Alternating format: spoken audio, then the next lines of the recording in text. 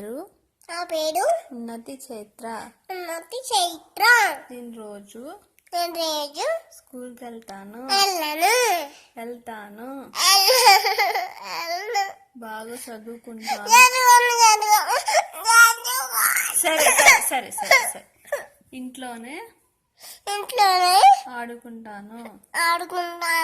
స్కూల్కి వెళ్ళను. అమ్మని బాగా తింటాను. స్కూల్కి మాత్రం వెళ్ళను.